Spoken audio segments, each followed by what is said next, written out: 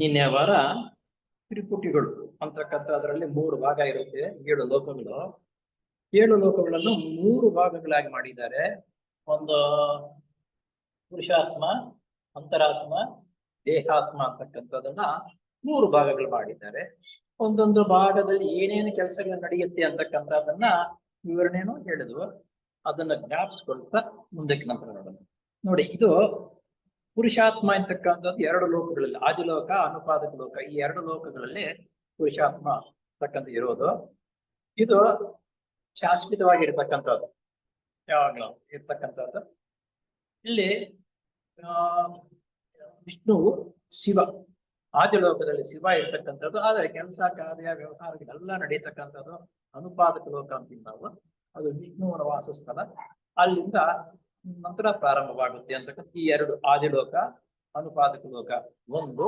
ಇದಕ್ಕೆ ಪುರುಷಾತ್ಮ ಅಂತಕ್ಕಂಥದ್ದು ಇದಕ್ಕೆ ಆ ಹೆಸರಿದೆ. ಆಮೇಲೆ ಅಂತರಾತ್ಮ ಅಂತಕ್ಕಂಥದ್ದು ಆತ್ಮ, ಬುದ್ಧಿ, ಈ 2 ಸೇರಿ ಆತ್ಮ,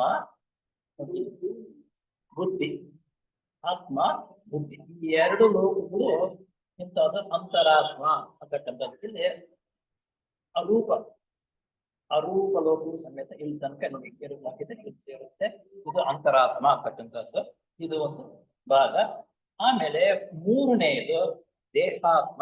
ಈ ದೇಹಾತ್ಮ ಅಂತಕ್ಕಂಥದ್ದು ಮನಸ್ಸು, ರಾಗಭಾವಗಳು, ಸ್ಥೂಲ ಲೋಕ.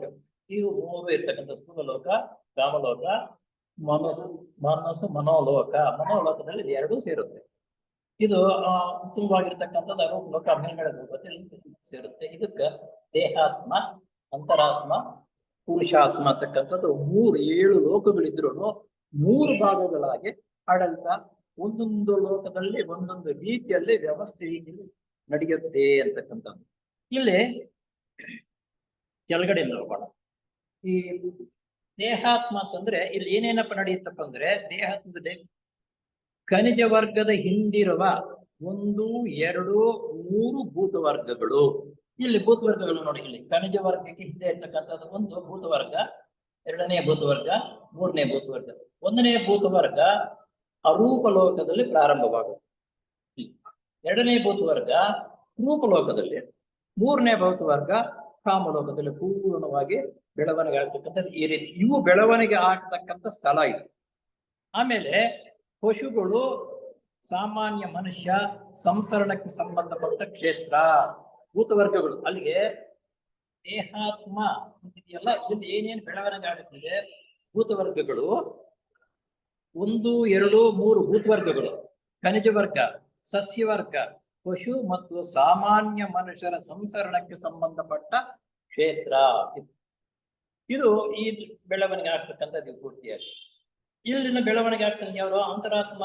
ಇಲ್ಲಿ ಬೆಳವಣಿಗೆ ಆಗ್ತಕ್ಕಂಥವರು ಸ್ವಲ್ಪ ಮೇಲ್ಮಟ್ಟಕ್ಕೆ ಇರ್ತಕ್ಕಂಥವ್ರು ದೇವತೆಗಳು ಬೆಳವಣಿಗೆ ಆಗ್ತಕ್ಕಂಥ ಈ ಲೋಕ. ಯಾಕಂದ್ರೆ ಇದನ್ನೇ ರೂಪಲೋಕ ಅಂತಕ್ಕಂಥದ್ದು, ಇದನ್ನ ಸ್ವರ್ಗ ಅಂತ ನಾವು ಕರೀತೀವಿ. ಇಲ್ಲಿ ನಿಜವಾದ ಕಾರಣ ದೇಹ ಅಂತಕ್ಕಂಥದ್ದು ಇರುತ್ತೆ. ಅರೂಪ ಲೋಕದಲ್ಲಿ ರೂಪ, ಅರೂಪ. ರೂಪ ಅಂದ್ರೆ ಕಾಣಿಸುವುದು, ಅರೂಪ ಅಂದ್ರೆ ಕಾಣದೇ ಇರತಕ್ಕಂಥದ್ದು. ಇಲ್ಲಿ ಕಾರಣ ದೇಹ ಅಂತಕ್ಕಂಥದ್ದು ಇರ್ತಕ್ಕಂಥದ್ದು, ಇದು ಶಾಶ್ವತವಾಗಿರ್ತಕ್ಕಂಥದ್ದು. ಈ ಕಾರಣ ದೇಹ, ಈ ದೇಹ ಇದೆಯಲ್ಲ, ಈ ಶರೀರ ಅಥವಾ ಈ ಲೋಕ ಇದೆಯಲ್ಲ, ದೇವತೆಗಳು ಬೆಳವಣಿಗೆ ಆಗ್ಬೇಕಾದ್ರೆ ಇಲ್ಲಿಂದ ಮೇಲಕ್ಕೆ ಹೋಗ್ತಾರೆ. ಈ ಮಟ್ಟವನ್ನು ಪೂರ್ತಿ ಜಯಿಸಿ, ಈ ಮಟ್ಟವನ್ನು ಜಯಿಸಬೇಕಾದ್ರೆ ಅವನಲ್ಲಿ ಎಂತಹದಿರಬೇಕಂದ್ರೆ,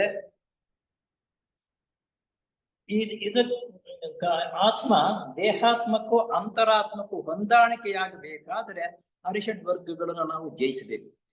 ಅರಿಷಡ್ ವರ್ಗಗಳನ್ನು ಜಯಿಸಿದಾಗ ಇದರೊಂದಿಗೆ ದೇಹಾತ್ಮ ಅಂತರಾತ್ಮದೊಂದಿಗೆ ಸಂಪರ್ಕವನ್ನು ಬೆಳೆಸುತ್ತದೆ ಅಂತಕ್ಕಂಥ ಆದಿವರೆಗೂ ನಿನ್ನೆ ವಾರ ತಿಳ್ಕೊಂಡು, ಈ ವಾರ ಅಲ್ಲಿಂದ ಮುಂದಕ್ಕೆ ಬರೋಣ.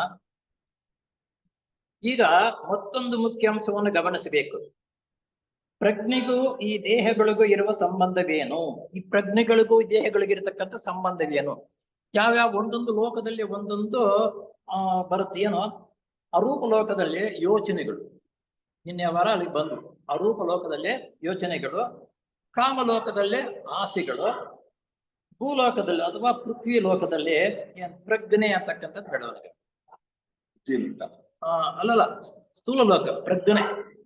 ಆಮೇಲೆ ಆಸೆಗಳು, ಕಾಮಲೋಕದಲ್ಲಿ ಆಸೆಗಳು, ಬುದ್ಧಿ ಲೋಕದಲ್ಲಿ ಯೋಚನೆಗಳು, ಮನೋಲೋಕದಲ್ಲಿ ಯೋಚನೆಗಳು. ಇದು ಆ ದೇಹ ಆ ಲೋಕದಲ್ಲಿ ಬೆಳವಣಿಗೆ ಆಗ್ತಕ್ಕಂಥದ್ದು. ಇವು ಈ ಮೂರು ಆಗ್ತಕ್ಕಂಥದ್ದು ಮುಖ್ಯ. ಪ್ರಜ್ಞೆಗೂ ಈ ದೇಹಗಳಿಗೂ ಇರುವ ಸಂಬಂಧವೇನು? ಈ ದೇಹಗಳು ಅಂತಂದ್ರೆ ಸ್ಥೂಲ ದೇಹ ಇಲ್ಲೇ, ಇದು ಕಾಮದೇಹ, ಮನೋದೇಹ, ಈ ಮೂರು ದೇಹಗಳು. ಈ ಮೂರು ದೇಹಗಳಿಗೂ ನಮ್ಮ ಪ್ರಜ್ಞೆಗೂ ಇರ್ತಕ್ಕಂಥ ಸಂಬಂಧವೇನು ಅಂತ ಅನ್ನೋದು ಇಲ್ಲಿ ಕೇಳಿರ್ತಾರೆ. ಸಂಬಂಧವೇನು ಅಥವಾ ಪ್ರಜ್ಞೆಯ ಸಹಜ ಸ್ವರೂಪವೇನು? ಆಗ ಸಹಜವಾಗಿ ಪ್ರಜ್ಞೆ ಅಂತಕ್ಕಂಥ ಇದೆಯಲ್ಲ, ಅದರ ಸ್ವರೂಪವೇನು, ಸಹಜವಾಗಿರ್ತಕ್ಕಂಥ ಸ್ವರೂಪವೇನು ಎಂಬ ಅಂಶವನ್ನು ಚೆನ್ನಾಗಿ ಮನನ ಮಾಡಿಕೊಳ್ಳುವುದರ ಅವಶ್ಯಕ. ಈ ಮೂರು ಲೋಕಗಳಿಗೂ ಈ ಪ್ರಜ್ಞೆಗೂ ಸಂಬಂಧವೇನೋ, ಇದು ಯಾವ ರೀತಿ ಆಗುತ್ತೆ ಅಂತಕ್ಕಂಥದ್ದು ಮನನ ಮಾಡ್ಕೋಬೇಕು ನಾವು ಅಂತ ಹೇಳ್ತಾರೆ. ಈ ತತ್ವವನ್ನು ಪರಿಷ್ಕಾರವಾಗಿ ತಿಳಿಯಪಡಿಸಲು ಶ್ರೀ ಶಂಕರಾಚಾರ್ಯರವರ ಪ್ರಶ್ನೋತ್ತರ ರೂಪವಾದ ಒಂದು ಸಂವಾದವಿದೆ. ಶಂಕರಾಚಾರ್ಯರು ಬಹಳ ಉನ್ನತ ಮಟ್ಟದಲ್ಲಿ ಹೋಗಿರ್ತಕ್ಕಂಥವ್ರು. ಅವರ ಶಿಷ್ಯರದೊಂದಿಗೆ ಸಂವಾದ ಮಾಡ್ತಾರೆ. ಏನು ಈ ಪ್ರಜ್ಞೆ ಅನ್ನೋದಕ್ಕೆ ಏನು ಅಂತ ಒಂದು ಸಣ್ಣ ಕಥೆ ರೂಪದಲ್ಲಿ ಹೇಳ್ತಾರೆ. ಏನಪ್ಪ ಅಂದ್ರೆ, ಶಿಷ್ಯನೇ, ನೀನು ಯಾವುದರ ಸಹಾಯದಿಂದ ನೋಡಬಲ್ಲೆ? ಶಿಷ್ಯ: ನಾನು ಸೂರ್ಯನ ಬೆಳಕಿನ ಸಹಾಯದಿಂದ ನೋಡಬಲ್ಲೆ. ನಾವಾಗಿದ್ರೆ ಯಾವ್ದ್ರ ಸಹಾಯದಿಂದ ನೋಡ್ತೀವಿ? ನನ್ನ ಕಣ್ಣುಗಳ ಸಹಾಯದಿಂದ ಅಂತ ಹೇಳ್ಬಿಡ್ತಾ ಇದ್ವಿ. ಅವನು ಅವರ ಶಿಷ್ಯರು ಬೆಳವಣಿಗೆ ಆಗಿರ್ತಕ್ಕಂಥವ್ರು ಆದ್ರಿಂದ ಸೂರ್ಯನ ಸಹಾಯದಿಂದ ನೋಡಬಲ್ಲೆ. ಗುರು ನಂತರ ಕೇಳ್ತಾನೆ, ನೀನು ಹೇಳುವುದು ಸರಿ, ಆದರೆ ನೀನು ಕಣ್ಣು ಮುಚ್ಚಿಕೊಂಡು ನಿದ್ದೆ ಮಾಡುವಾಗ ಕನಸಿನಲ್ಲಿ ವ್ಯವಹರಿಸುತ್ತೀಯಲ್ಲವಾ? ನಾವು ಕನಸು ರಾತ್ರಿ ಹೊತ್ತು ಕನಸು ಮಾಡ್ತೀವಿ ಬರುತ್ತಲ್ಲ, ಆವಾಗ್ಲೂ ವ್ಯವಹಾರ ನಡೆಯುತ್ತೆ. ಮೊನ್ನೆ ಹೇಳಿದೆ, ನಮ್ಮ ವೆರೈಟಿ ತಾಯಿ ಈ ರೀತಿ ಕೇಳಿದ್ರು ಅಂತ. ಆ ಕನಸು ರಾತ್ರಿ ಕತ್ತಲು ಹೆಂಗ್ ಮಾಡ್ತೀಯಾ ಅಂತ ಕೇಳಿದಾಗ, ಆಗ ಯಾವ ಬೆಳಕಿನಲ್ಲಿ ನೋಡ್ತೀಯಪ್ಪ ನೀನು? ರಾತ್ರಿ ಹೊತ್ತು ನಿದ್ದೆ ಮಾಡ್ತೀಯಾ, ಆಗ ವ್ಯವಹಾರ ನಡೆಸ್ತಾ ಇದ್ದೀಯಾ, ಅವಾಗ ಯಾವ ಬೆಳಕು ಬರುತ್ತೆ? ಶಿಷ್ಯ: ನನ್ನ ಮನಸ್ಸಿನ ಬೆಳಕಿನ ಸಹಾಯದಿಂದ ಕನಸಿನ ವ್ಯವಹಾರವನ್ನು ತಿಳಿಯಬಲ್ಲೆ. ನನ್ನ ಮನಸ್ಸಿನ ಬೆಳಕು, ಆತ್ಮನ ಬೆಳಕು ಅಂತ ನೋಡೋದು. ಆ ನನ್ನ ಕನಸಿನ ಬೆಳಕು ಅಂದರೆ ಸಹಾಯದಿಂದ, ಕನಸಿನ ಸಹಾಯ, ನನ್ನ ಬೆಳಕಿನ ಸಹಾಯದಿಂದ ಕನಸಿನ ವ್ಯವಹಾರವನ್ನು ತಿಳಿಯಬಲ್ಲೆ. ಗುರು ಸಮಂಜಸವಾದ ಉತ್ತರ ಕೊಟ್ಟಿದ್ದೀಯ. ಈಗ ಮತ್ತೊಂದು ಪ್ರಶ್ನೆ. ನೀನು ಗಾಢ ನಿದ್ದೆಯಲ್ಲಿ ಎಂದರೆ ಸ್ವಪ್ನದ ಸೋಂಕಿಲ್ಲದ ಪ್ರಶಾಂತವಾದ ಸುಪ್ತ ವ್ಯವಸ್ಥೆಯಲ್ಲಿ ಇರುವಾಗ ಯಾವ ಬೆಳಕಿನಲ್ಲಿರುತ್ತೀಯೇ? ನೋಡಿ, ಇಲ್ಲಿಂದ ಸುಪ್ತ ವ್ಯವಸ್ಥೆಯಲ್ಲಿ ಯಾವುದು ಗೋಚರ ಕಾಣಿಸೋದಲ್ಲ. ಯಾಕಪ್ಪ ಅಂತಂದ್ರೆ, ಈ ಕಾಮಲೋಕದಲ್ಲಿ 7 ಉಪಲೋಕಗಳಿದೆ. ಇಲ್ಲಿ ಬರತಕ್ಕಂಥದ್ದು ಉಪಲೋಕ ಇದು 7ರಿಂದ ಪ್ರಾರಂಭವಾಗುವುದು. 7, 6 ಅರ್ಧಂಬರ್ಧ ನಿದ್ದೆ ಇರುತ್ತೆ, ಎಚ್ಚರ ಇರುತ್ತೆ. ಮೇಲಕ್ಕೆ ಹೋದಾಗ ಪೂರ್ಣವಾಗಿ ಎಚ್ಚರವೇ ಇರಲ್ಲ, ಪೂರ್ಣ ಐಕ್ಯವಾಗಿ ತುಂಬಾ ಗಾಢವಾಗಿರ್ತಕ್ಕಂಥ ನಿದ್ದೆ ಬರುತ್ತೆ. ಆವಾಗ ನಮ್ಗೆ ಏನೂ ಗೋಚರವಾಗಲ್ಲ, ಸ್ವಪ್ನಗಳು ಬರುವುದಿಲ್ಲ. ಬಂದಿರುತ್ತೆ, ಆದ್ರೂ ಹೇಳ್ಕೊಳ್ಳೋದಕ್ಕೆ ನಮ್ಗೆ ನಮ್ಮ ಪ್ರಜ್ಞೆ, ನಮ್ಮ ಮೆದುಳಿಗೆ ಅದು ಹೋಗಲ್ಲ. ಅಂತಹ ಆಳವಾದ ನಿದ್ದೆಯಲ್ಲಿಯೂ ಕೂಡ ಅರಿವು ಇದ್ದೇ ಇರಬೇಕಾಗುತ್ತದೆ. ಹಾಗಿಲ್ಲದಿದ್ದರೆ ಎಚ್ಚೆತ್ತ ಮೇಲೆ ನೀನು ನಿದ್ದೆಯ ಸುಖವನ್ನು ಜ್ಞಾಪಿಸಿಕೊಳ್ಳುವುದಕ್ಕೆ ಆಗುತ್ತಿರಲಿಲ್ಲವಷ್ಟೇ.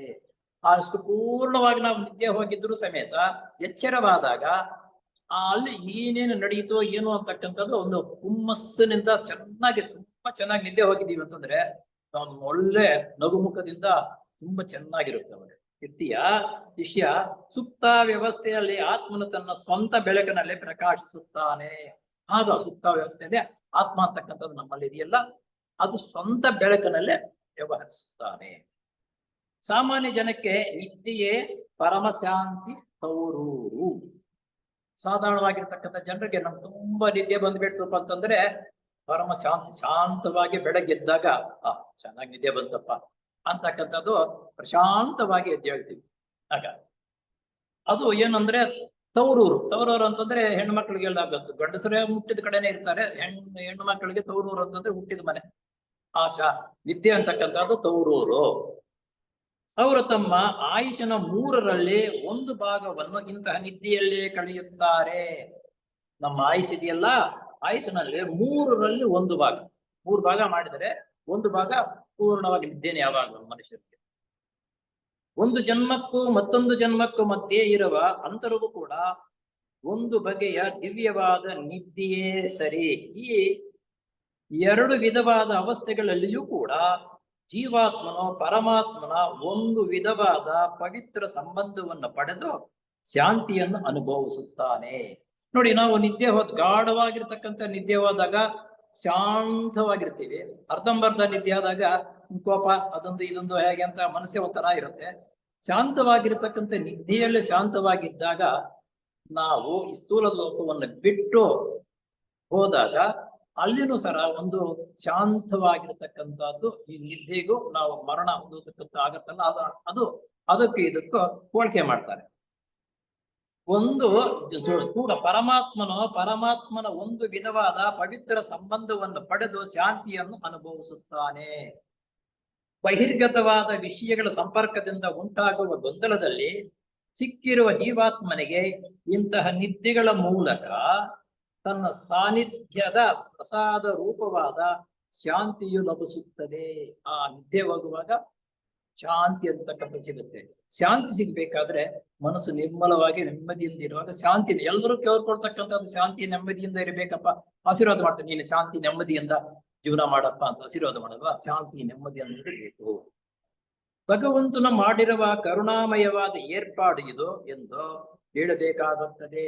ಈ ನಿದ್ದೆ, ಈ ಸಾವು ಅಂತಕ್ಕಂಥ ಭಗವಂತನು ನಮಗೆ ಏರ್ಪಾಡು ಮಾಡಿರತಕ್ಕಂತಹ ಒಂದು ಸ್ಥಿತಿ ಅಂತ ಹೇಳ್ಬೋದು. ಏರ್ಪಾಡು ನಮ್ಗೆ ಎಂತಹ ದುಷ್ಟ ಪ್ರವೃತ್ತಿಗಳುಳ್ಳ ಮನಸ್ಸು ಕೂಡ ನಿದ್ದೆಯಲ್ಲಿ ತಿಳುಕೊಂಡು ಹೊಸದಾಗುತ್ತಾನೆ. ನಿದ್ದೆ ಚೆನ್ನಾಗಿ ಪ್ರಶಾಂತವಾಗಿರ್ತಕ್ಕಂಥ ನಿದ್ದೆ ಆದ್ಮೇಲೆ ನಂತರ ಬೆಳಗ್ಗೆ ಎದ್ದಿದಾಗ ಪ್ರಶಾಂತವಾಗಿರ್ತಕ್ಕಂತಹ ರೀತಿಯಲ್ಲಿ ತನ್ನ ಜೀವನದ ವ್ಯವಸ್ಥೆಯನ್ನು ಯಾವ ರೀತಿ ಮಾಡ್ಕೋಬೇಕು ಅಂತಕ್ಕಂಥದ್ದು ರೂಪುರೇಖೆಗಳನ್ನು ಆವತ್ತು ದಿವಸದ ಏನ್ ಮಾಡ್ಬೇಕು ಅನ್ನೋದನ್ನ ವ್ಯವಸ್ಥೆ ಮಾಡ್ಕೊಡ್ತಾರೆ. ಪ್ರಶಾಂತವಾಗಿರ್ತಕ್ಕಂಥ ನಿದ್ದೆ ಆಗಿದ್ದರೆ ಎಂತಹ ದುಷ್ಟ ಚಟಗಳಿಗೆ ದಾಸನಾಗಿರುವ ಅಂದ್ರೆ ಜೂಜು, ವ್ಯಭಿಚಾರ, ಕುಡುಕು ಇತ್ಯಾದಿ ಮನುಷ್ಯನೂ ಕೂಡ ಹೊಸ ಜನ್ಮವನ್ನು ಪಡೆದಾಗ ಹಳೆ ಜಾಡನ್ನು ಬಿಟ್ಟು ಹೊಸದಾಗಿ ಸತ್ ಪದ್ಧತಿಗಳನ್ನು ಅನುಷ್ಠಾನ ಮಾಡಲು ತಕ್ಕ ಸದವಕಾಶವನ್ನು ಪರಮಾತ್ಮನು ಈ ಮೂಲಕ ಅನುಗ್ರಹಿಸುತ್ತಾನೆ. ಈ ಸಾವು ಅನ್ನುವುದು ಅಲ್ಲಿಗೆ ಎಷ್ಟು ಪವಿತ್ರವಾಗಿದೆ ಅಂತ ಅನ್ನೋದು ಇದರಿಂದ ಗೊತ್ತಾಗುತ್ತೆ. ಈಗ ಈ ಜನ್ಮದಲ್ಲಿ ಏನೋ ಹಿಂದೆ ಮಾಡಿರ್ತಕ್ಕಂಥ ಕರ್ಮಕ್ಕೆ ತಕ್ಕಂತೆ ಮಾಡಬಾರದ ಕೆಲಸಗಳನ್ನು ಮಾಡಿ ಏನೇನು ಬಂದಿರುತ್ತೆ ನಮ್ಗೆ ಅಂತಾರೆ. ಜೂಜಾಡ್ತಕ್ಕಂಥದ್ದು, ವ್ಯಭಿಚಾರ, ಕುಡುಕತನ ಇಂಥದ್ದೆಲ್ಲವೂ ನಮ್ಮ ರೂಢಿ ಆಗ್ಬಿಟ್ಟಿದೆ. ಇವು ನಾವು ಬದುಕಿರುವಾಗ ಏನು ಮಾಡಿದ್ರು ಅಂತ ತಪ್ಪಿಸ್ಕೊಳ್ಳಕ್ಕಾಗಲ್ಲ. ಸತ್ತ ಮೇಲೆ ಎಂತವರೆಗೂ ಆ ಬೇರೆನ ಸತ್ತ ಮೇಲೆ ಈ ಸ್ಥೂಲಲೋಕವನ್ನು ಬಿಟ್ಟ ಮೇಲೆ ಕಾಮಲೋಕದಲ್ಲಿ ವಾಸ ಮಾಡ್ತೀವಿ. ಅಲ್ಲಿ ನಂತರ ಮನೋಲೋಕದಲ್ಲಿ ಕೆಳಗಡೆ ರೂಪಲೋಕದಲ್ಲಿ ವಾಸ ಮಾಡ್ತೀವಿ. ಇಲ್ಲಿ ಆ ದೇಹಗಳು ಎಷ್ಟು ಬೆಳವಣಿಗೆ ಆಗಿರುತ್ತೋ ಅದು ಕ್ಷೀಣವಾಗುವ ತನಕ ಅಷ್ಟು ವರ್ಷಗಳು ಅಥವಾ ಇದರಲ್ಲಿ ಅಲ್ಲಿ ಜೀವನ ನಡೆದಾಗ ಇಲ್ಲಿಗಿಂತ ಅಲ್ಲಿ ಇರ್ತಕ್ಕಂಥವ್ರ ಜೊತೆ ಇರುವಾಗ ಉತ್ತಮವಾಗಿರ್ತಕ್ಕಂಥ ಗುಣಗಳು ನಾವು ಒಂದು ಒಳ್ಳೆ ಗುಣ ಸಂಪಾದನೆ ಮಾಡ್ಕೊಂಡ್ರೆ ಅಲ್ಲಿ ಹೋದ್ರೆ 20, 10, 20, 30 ಈ ರೀತಿ ಒಳ್ಳೆ ಗುಣಗಳು ನಮ್ಮಲ್ಲಿ ಸೇರ್ಕೊಂಡು ನೋಡಿ. ಆ ಭಗವಂತ ಕರುಣಾಮಯನ ನಾವೆಷ್ಟು ತಪ್ಪುಗಳು ಮಾಡಿದ್ರು ಸಮೇತ ಇದನ್ನು ಸರಿಪಡಿಸ್ಕೊಳ್ಳೋದಕ್ಕಾಗಿ ಇದೊಂದು ದಾರಿ ಮಾಡಿಕೊಟ್ಟಿದ್ದಾನೆ. ಯಾವ್ದು ದಾರಿ ಅಂದ್ರೆ ಸಾವು ಅಂತಕ್ಕಂಥದ್ದು ಒಳ್ಳೆಯದು, ಒಳ್ಳೆ ದಾರಿ ಅದು. ಜಾಡನ್ನು ಬಿಟ್ಟು ಹೊಸದಾಗಿ ಸತ್ ಪದ್ಧತಿಗಳನ್ನು ಅನುಷ್ಠಾನ ಮಾಡಲು ತಕ್ಕ ಸದವಕಾಶವನ್ನು ಪರಮಾತ್ಮನ ಈ ಮೂಲಕ ಅನುಗ್ರಹಿಸುತ್ತಾನೆ. ನಾವು ಬದುಕಿರುವಾಗ ದಿನಾಗ್ಲೂ ನಿದ್ದೆ ಹೋಗ್ತಕ್ಕಂಥದ್ದು, ಸತ್ತ ಮೇಲೆ 3 ಲೋಕಗಳಲ್ಲಿ ಜೀವನ ನಡೆಸಿ ನಂತರ ಹುಟ್ಟು ಬರಬೇಕಾದ್ರೆ ಈ ಹಳೆ ಜಾಡಗಳು, ಅವ್ಯವಹಾರಗಳು ಅವೆಲ್ಲವೂ ಮುಂದಿನ ಜನ್ಮದಲ್ಲಿ ಕಡಿಮೆ ಮಾಡಿಕೊಳ್ಳುವುದಕ್ಕೆ ಅವಕಾಶವನ್ನು ಮಾಡಿಕೊಡ್ತಾನೆ ಕರುಣಾಮಯಿ. ಇವರು ಉತ್ತಮ ರೀತಿಯಲ್ಲಿ ಬರಬೇಕು ಅನ್ನೋ ಉದ್ದೇಶದಿಂದ ಈ ನಿಯಮಗಳನ್ನ ಇಟ್ಟಿದ್ದಾನೆ. ಈಗ ಮೇಲ್ಕಂಡ ಸಂವಾದದಿಂದ ನಮಗೆ ಪರಿಷ್ಕಾರವಾಗಿ ತಿಳಿದು ಬರುವ ತತ್ವವೇನೆಂದರೆ, ಪ್ರಜ್ಞೆ ಅಥವಾ ಅರಿವಿಗೆ ದೇಹವು ಒಂದು ಸಾಧನವೆಂಬ ಅಂಶ. ಈ ಪ್ರಜ್ಞೆ ಅಂತಕ್ಕಂಥದ್ದು ನಮ್ಮ ದೇಹಕ್ಕೆ ಒಂದು ಸಾಧನ. ಆ ಪ್ರಜ್ಞೆ ಇರುವುದರಿಂದ ಇದು ಮಾಡಬಹುದು, ಇದು ಮಾಡಬಾರದು, ಇದು ಒಳ್ಳೆ ಕೆಲಸ, ಇದು ಕೆಟ್ಟ ಕೆಲಸ ಅಂತಕ್ಕಂಥದ್ದು ನಿರ್ಣಯ ತೆಗೆದುಕೊಳ್ಳುವುದಕ್ಕೆ ಸಾಮರ್ಥ್ಯ ಅನ್ನುವುದೇ ಪ್ರಜ್ಞೆ. ಆ ಪ್ರಜ್ಞೆ ಇಲ್ಲದೆ ಹೋಗಿದ್ರೆ ನಾವು ಬೆಳವಣಿಗೆ ಆಗುವುದಕ್ಕೆ ಆಗ್ತಾ ಇರಲಿಲ್ಲ. ಇದನ್ನು ಎಲ್ಲರೂ ಬಲ್ಲರು. ಯಾಕೆಂದ್ರೆ ಸತ್ತ ಹೆಣದಲ್ಲಿ ಪ್ರಜ್ಞೆಯೇ ಇರುವುದಿಲ್ಲ. ಇದು ನಮ್ಗೆ ಮನುಷ್ಯನ ಬದುಕಿರುವಾಗ ಎಲ್ಲವೂ ಅದು ಬೇಕು, ಇದು ಬೇಕು, ಇದನ್ನು ಬೇಕು ಅಂತ, ಅದು ನೋಡ್ಬೇಕು, ಇದು ನೋಡ್ಬೇಕು, ಸಂಪಾದನೆ ಮಾಡಿಕೊಟ್ಟಿರ್ತಕ್ಕಂಥವನಿಗೆ ಪ್ರಾಣ ಹೋಗುವ ಮೊದಲು ಆ ಬಚ್ಚಿಟ್ಟಿರ್ತಕ್ಕಂಥ ಕೊಂಡು ಬಂದ್ರು ತೋರಿಸ್ತಾನೆ. ಅದನ್ನ ನೋಡ್ಬೇಕು, ಇದನ್ನ ನೋಡ್ಬೇಕು, ನನ್ ದೊಡ್ಡ ಮಗನ್ ನೋಡ್ಬೇಕು, ಅವ್ರು ನೋಡ್ಬೇಕು ಅಂತಕ್ಕಂಥ ಆಸೆ ಬದುಕಿರುವ ತನಕ ಅವ್ ನೋಡ್ಬೇಕು, ಇದು ನೋಡ್ಬೇಕು ಅಂತಕ್ಕಂಥದ್ದು ಇರುತ್ತೆ. ಆ ಪ್ರಜ್ಞೆ ಆ ರೀತಿ ಕೆಲಸ ಮಾಡಿಸುತ್ತೆ. ಅದೇ ಯಾಕೆ ಕೋರಿಕೆಗಳು ಪ್ರಜ್ಞೆಯು ಇರುವುದಿಲ್ಲ. ಆ ಪ್ರಾಣ ಹೋಯ್ತು ಅಂತಂದ್ರೆ ನಂತರ ಏನು ನೋಡೋಕ್ಕಾಗಲ್ಲ, ಏನಿಲ್ಲ, ಸುಮ್ಮನೆ ತೆಪ್ಪಗಾಗ್ಬಿಡ್ತಾನೆ. ಆ ಪ್ರಜ್ಞೆ ಇರುವ ತನಕ ಆ ರೀತಿ ಮಾಡುತ್ತೆ. ಆ ಪ್ರಜ್ಞೆ ಇಲ್ಲ ಅಂತಂದ್ರೆ ಹೆಣವು ಹೆಂಗಂದ್ರೆ ಬಿದ್ದಿರುತ್ತೆ ಅಂತ ಅನ್ನೋದು ನಾವು ಚೆನ್ನಾಗಿ ಎಲ್ಲರಿಗೂ ಗೊತ್ತು. ಆದರೆ ನಾವು ಪ್ರಜ್ಞಾವತ್ತಾಗಿ ಜೀವಿಸುವ ಕಾಲದಲ್ಲೆಲ್ಲ ಪ್ರಜ್ಞೆ ಅಥವಾ ಅರಿವು ಮನಸ್ಸಿನ ಮೂಲಕವೇ ವ್ಯಕ್ತವಾಗುತ್ತದೆ. ನಾವು ಬದುಕಿರುವವರೆಗೂ ಆ ಪ್ರಜ್ಞೆ ಅಂತಕ್ಕಂಥದ್ದು ನಮ್ಮ ಮನಸ್ಸಿನ ಮೂಲಕವೇ ಪ್ರಜ್ಞೆ ವಿಕಾಸವಾಗುವುದು. ಜೀವಾತ್ಮನು ವಿಸರ್ಜಿಸಿದ ಮನೋದೇಹದ ಹೆಣವನ್ನು ದಿವ್ಯ ದೃಷ್ಟಿ ಇಲ್ಲದವರು ಯಾರೂ ನೋಡಿಲ್ಲವಾದುದರಿಂದ ಮನಸ್ಸೇ ಪ್ರಜ್ಞೆಯ ಮೂಲವೆಂದು ಭ್ರಮಿಸಲು ಅವಕಾಶವಿರುತ್ತದೆ. ಮೇಲಿನ ಪರಸ್ಪರ ಸಂಭಾಷಣೆಯಿಂದ ಪ್ರಜ್ಞೆಯು ಆತ್ಮನ ಲಕ್ಷಣವೇ ಹೊರತು, ಪ್ರಜ್ಞೆ ಅಂತಕ್ಕಂಥದ್ದು ಆತ್ಮನ ಲಕ್ಷಣವೇ ಹೊರತು ಕೆಳಗಿನ ಉಪಾಧಿಗಳಿಗೆ ಸಂಬಂಧಪಟ್ಟಿದ್ದಲ್ಲ. ಮೊದಲೇ ಬಂತು ಒಂದು ಇದು ಬುದ್ಧಿಲೋ ಆತ್ಮ, ಬುದ್ಧಿ, ಮನಸ್ಸು ಅಂತಕ್ಕಂಥ ತಿರುಪುಟಿದೆ. ಬುದ್ಧಿ ಅಂತಕ್ಕಂಥದ್ರ ಮೇಲೆ ಇವೆಲ್ಲ ಹೊತ್ಕೊಂಡು ಈ ಒಂದೊಂದು ಲೋಕದಲ್ಲಿ ಈ ರೀತಿ ಆಗ್ತಕ್ಕಂಥದ್ದನ್ನ ಹಿಂದಿನ ಹೇಳಿದ್ರು ಆವಾಗಲೇ. ಹಾಗೆ ಸಂಬಂಧಪಟ್ಟ ಎಂಬ ಅಂಶವು ಸ್ಪಷ್ಟವಾಗುತ್ತದೆ. ಸತ್ಯಂ ಜ್ಞಾನಂ ಅನಂತಂ ಬ್ರಹ್ಮ ಎಂಬುವುದಾಗಿ ಉಪನಿಷತ್ತುಗಳು ಸಾರುತ್ತವೆ. ಏನಿದೆ ಗಡಿಯಾರದಲ್ಲಿ ಹೋದಾಗ ಸಾಯಂಕಾಲ ಕ್ಲಾಸ್ ಮುಗಿಸ್ಕೊಂಡು ಬರುವಾಗ ಈ ಶ್ಲೋಕವನ್ನು ಹೇಳ್ತಾರೆ. ಸತ್ಯಂ ಜ್ಞಾನಂ ಅನಂತಂ ಬ್ರಹ್ಮ ಎಂಬುವುದಾಗಿ ಉಪನಿಷತ್ತುಗಳು ಸಾರುತ್ತವೆ. ಬ್ರಹ್ಮ ಅಥವಾ ಆತ್ಮನ ಲಕ್ಷಣವೇ ಜ್ಞಾನ. ಬ್ರಹ್ಮ ಅಥವಾ ಆತ್ಮನ ಲಕ್ಷಣವೇ ಜ್ಞಾನ ಅಥವಾ ಅರಿವು. ಜ್ಞಾನ ಅಂದ್ರೂ ಒಂದೇ, ಅರಿವು ಅಂದ್ರೂ ಒಂದು. ಅರಿವು ಆತ್ಮನಿರುವುದೇ ಅರಿವಿನ ರೂಪದಲ್ಲಿ. ನಮ್ಮ ಆತ್ಮ ಇರುವುದು ಅರಿವಿನ ರೂಪದಲ್ಲಿ. ಯಾಕಂದ್ರೆ ನಾವು ಬದುಕಿರುವಾಗ ಆತ್ಮ ನಮ್ಮ ಮೇಲೆ ಇರುವಾಗ ಎಲ್ಲಾ ಕೆಲಸಗಳು ಮಾಡುವುದಕ್ಕೂ ಸೂಚನೆ ಕೊಡ್ತಕ್ಕಂಥದ್ದು, ಅದಕ್ಕೆ ಶಕ್ತಿ ಸಾಮರ್ಥ್ಯ ಕೊಡ್ತಕ್ಕಂಥದ್ದು ಆತ್ಮವೇ. ಆದ್ರಿಂದ ಆತ್ಮವು ಅರಿವಿನ ರೂಪ. ಎಂದರೆ ಅರಿವು ಆತ್ಮನ ಸಹಜವಾದ ಸ್ವಭಾವ. ಎರವಲು ಪಡೆದಿರ್ತಕ್ಕಂಥದ್ದು ಸಹಜವಾಗಿರ್ತಕ್ಕಂಥದ್ದು. ಆತ್ಮವು ಮನಸ್ಸಿನ ಮೂಲಕ ವ್ಯಕ್ತವಾದಾಗ ಮನಸ್ಸು ಚೈತನ್ಯ ಯುಕ್ತವಾಗಿ ತೋರುತ್ತದೆ. ಆತ್ಮವು ಮನಸ್ಸಿನ ಮೂಲಕ, ಆತ್ಮ ಅಂತಕ್ಕಂಥದ್ದು ಮನಸ್ಸಿನ ಮೂಲಕ ವ್ಯಕ್ತವಾದಾಗ, ಕಾಣಿಸ್ಕೊಂಡಾಗ ಮನಸ್ಸು ಚೈತನ್ಯ ಯುಕ್ತನಾಗಿ ತೋರುತ್ತದೆ. ಅದಕ್ಕೆ ಚೈತನ್ಯ ಅಂತಕ್ಕಂಥದ್ದು ಹುಮ್ಮಸ್ಸು ಬರುತ್ತದೆ. ಮನಸ್ಸಿಗೆ ಸ್ವಭಾವಜನ್ಯವಾದ ಅರಿವಿಲ್ಲ. ಈ ಮನಸ್ಸು ಇದೆಯಲ್ಲ, ಅದಕ್ಕೆ ಸ್ವಭಾವ ಆಗಿರ್ತಕ್ಕಂಥದ್ದು ಇಲ್ಲ. ಅದಕ್ಕೆ ಪ್ರೇರಣೆ ಹಿಂದ್ಗಡೆ ಬೆಳಕು ಅಥವಾ ಪ್ರೇರಣೆ ಕೊಟ್ಟಾಗ ಮಾತ್ರ ಅದು ಕೆಲಸ ಮಾಡುವುದು. ಇದು ಒಂದು ಜಡರೂಪವಾದ ಸೂಕ್ಷ್ಮ ಪ್ರಕೃತಿ. ಜಡ ಅಂತಂದ್ರೆ ಗಟ್ಟಿಯಾಗಿರ್ತಕ್ಕಂಥದ್ದು ಸೂಕ್ಷ್ಮ ಪ್ರಕೃತಿ. ಇದನ್ನು ಭೂಮಿರಾಪೋ ಎಂದು ಪ್ರಾರಂಭವಾಗುವ ಭಗವದ್ಗೀತೆಯ ಶ್ಲೋಕವು ಈ ರೀತಿ ಹೇಳುತ್ತದೆ. ಈ ತತ್ವವೇ ಚಾಂದೋಪನಿಷತ್ತಿನಲ್ಲಿ ಮುಂದೆ ಉಪಯುಕ್ತವಾಗಿರುವ ಸುಂದರವಾದ ವಾಕ್ಯದಲ್ಲಿ ಪರಿಷ್ಕಾರವಾಗಿ ಹೇಳುತ್ತದೆ. ಈ ದೇಹವು ವಾಸ್ತವವಾಗಿಯೂ ಮರಣಾಧೀನವಾದದ್ದು. ಈ ದೇಹ ವಾಸ್ತವವಾಗಿ ನಿಜಾಂಶವಾಗಿ, ಈ ವಾಸ್ತವ ಮರಣಾಧೀನವಾದದ್ದು. ಎಲ್ಲ ಒಂದಲ್ಲ ಒಂದು ದಿವಸ ಮರಣ ಅನ್ನೋದು ಹೋಗ್ಲೇ ಹೋಗುತ್ತೆ. ಆದ್ರಿಂದ ಮರಣಕ್ಕೆ ಅಧೀನವಾಗಿರುವುದು ನಮ್ಮ ದೇಹ. ಹೀಗಿದ್ದಾಗ್ಯೂ ದೇಹಾತೀತನು ಸಾಯದೆ ಇರುವನು ಆಗಿರುವ ಆತ್ಮನ ವಾಸಸ್ಥಳವಾಗಿದೆ. ಈ ದೇಹ ಯಾವತ್ತಾದ್ರೂ ಸತ್ತೋಗ್ತಕ್ಕಂಥದ್ದು ಹೀಗಿದೆ ಅನ್ನೋದು ಗೊತ್ತಿದ್ರು ಸಮೇತ ಈ ಆತ್ಮ ಅದರ ವಾಸಸ್ಥಳವಾಗಿದೆಯಲ್ಲ ಅನ್ನುವ ಪ್ರಶ್ನೆ ನಮ್ಗೆ. ದೇಹಾತ್ಮನು ಸಾಯದೆ ಇರುವವನು ಆಗಿರುವ ಆತ್ಮನ ವಾಸಸ್ಥಳವಾಗಿದೆ. ಕಣ್ಣುಗಳು ನೋಟಕ್ಕೆ ಉಪಕರಣವಾದಾಗ ಇಂದ್ರಿಯಗಳು ನೋಡಬೇಕೆಂಬ ಬಯಸುವ ಆತ್ಮನು ಆ ಕಣ್ಣುಗಳ ಹಿಂದೆ ಇರುತ್ತಾನೆ. ನೋಡು, ಆ ಆತ್ಮ ಆ ಬೈಕೆ ಸ್ವತಃ ನೋಡಿ ತೆಗೆದುಕೊಳ್ಳಕ್ಕಾಗಲ್ಲ. ಆ ನಮ್ಮ ದೇಹದ ಕಣ್ಣುಗಳ ಮುಖಾಂತರ ನಾವು ನೋಡಬೇಕು, ಪ್ರಕೃತಿಯನ್ನು ಯಾವ ರೀತಿ ಅಂತ ನೋಡಬೇಕಂತ ಬೈಕೆ ಆದಾಗ ನಮ್ಮ ಈ ದೇಹದ ಕಣ್ಣುಗಳನ್ನು ಉಪಯೋಗಿಸ್ಕೊಂಡು ನೋಡುತ್ತೆ. ಹೀಗೆ ಆತ್ಮನು ಕಣ್ಣುಗಳ ಮುಂದೆ ಇರುತ್ತಾನೆ. ಹೀಗೆಯೇ ಪರಿಮಳವನ್ನು ಅಗ್ರಾಣಿಸಬೇಕೆಂದು ಇಚ್ಛಿಸುವನು ಆತ್ಮನೇ. ಅಂದ್ರೆ ವಾಸನೆ, ಯಾವ್ದಾದ್ರು ಒಂದು ತೋಟಕ್ಕೆ ಹೋಗ್ತೀವಿ, ಅಲ್ಲಿ ಘಮ ಘಮ ಅಂತ ವಾಸನೆ ಬರ್ತಾ ಇರುತ್ತೆ, ಪರಿಮಳವಾಗಿರತಕ್ಕಂಥ ವಾಸನೆ. ಅದನ್ನ ಈ ವಾಸನೆ ನೋಡ್ಬೇಕಪ್ಪ ಅಂತಕ್ಕಂಥದ್ದು ಬಂದಾಗ ಆ ಆತ್ಮ ಅದರ ಮುಖಾಂತರ ಆ ವಾಸನೆಯನ್ನ ನೋಡ್ಕೊಳ್ತಕ್ಕಂಥದ್ದು ನೋಡುತ್ತದೆ. ಆತ್ಮನೇ ಅದಕ್ಕಾಗಿ ಜ್ಞಾನೇಂದ್ರಿಯವೂ ಉಂಟಾಯಿತು. ಈ ನೋಡಬೇಕು ಅಂದುಕೊಂಡಾಗ ಈ ಜ್ಞಾನೇಂದ್ರಿಯು ನಮಗೆ ಉಂಟಾಯಿತು. ಈ ಜ್ಞಾನೇಂದ್ರಿಯ ಉಂಟಿದ್ದು ಇಲ್ಲಿ ಯಾವ ಲೋಕದಿಂದ ನೋಡಿ, ಚರ್ಮ, ಕಣ್ಣು, ನಮ್ಮ ಮೂಗಿನ ಮುಖಾಂತರ ಜ್ಞಾನೇಂದ್ರಿಯ ಬರ್ತಕ್ಕಂಥದ್ದು ಅಲ್ವಾ. ಈ ಮೂಗು ಬಂದಿರತಕ್ಕಂಥದ್ದು ಸ್ಥೂಲ ಲೋಕದಲ್ಲಿ ನೋಡಿ, ಇಲ್ಲದೆ ಮೂಗು. ಇದು ಪೃಥ್ವಿಯಿಂದ ಈ ಮೂಗು ಬಂದಿರತಕ್ಕಂಥದ್ದು. ಮೂಗು ಹೆಂಗ್ ಬರ್ತಪ್ಪ ಅಂತಂದ್ರೆ ಅವತ್ತೇ ಹೇಳಿದೆ ನಾನು, ಇಲ್ಲಿ ತಂದೆ ತಾಯಿಗಳ ವಂಶದಿಂದ ಬರ್ತಕ್ಕಂಥದ್ದು ಈ ಮೂಗು ಅಂತಕ್ಕಂಥದ್ದು. ಬೇರೆ ಇವೆಲ್ಲ ಆಯಾ ಕಣ್ಣು, ಚರ್ಮ, ಕಿವಿ ಇವೆಲ್ಲ ಆತ್ಮಲೋಕ, ಬುದ್ಧಿಲೋಕ, ಇರೋ ಒಂದು ಅಣುವಿನಿಂದ ಬರುತ್ತೆ. ಕಣ್ಣು ಅಂತಕ್ಕಂಥ ಮನೋಲೋಕದಿಂದ ಬರುತ್ತೆ. ಕಾಮಲೋಕದಿಂದ ನಾಲಿಗೆ, ನಾವು ವಾಸನೆಗಳನ್ನ, ಈ ವಾಸನೆ ಅಲ್ಲ, ರುಚಿ ನೋಡೋದಕ್ಕೆ ಇಲ್ಲಿ ಸ್ಪಷ್ಟವಾಗಿಲ್ಲ. ಈ ಸ್ಥೂಲ ಲೋಕದಲ್ಲಿ ಮೂಗು ಅಂತಕ್ಕಂಥದ್ದು ಇಲ್ಲಿ ಬರ್ತಕ್ಕಂಥ ಹೇಗೆ ಮನುಷ್ಯನ ಹುಟ್ಟಿದ್ದ ಮೇಲೆ ಇಲ್ಲಿ ಕರ್ಮದೇವತೆಗಳು ಸಹಾಯ ಮಾಡುತ್ತೆ. ಆ ಕರ್ಮದೇವತೆಗಳೆಲ್ಲ ಸಹಾಯ ಮಾಡುತ್ತೆ, ಸ್ಥೂಲ ಲೋಕದಲ್ಲಿ ಸಹಾಯ ಮಾಡುತ್ತೆ.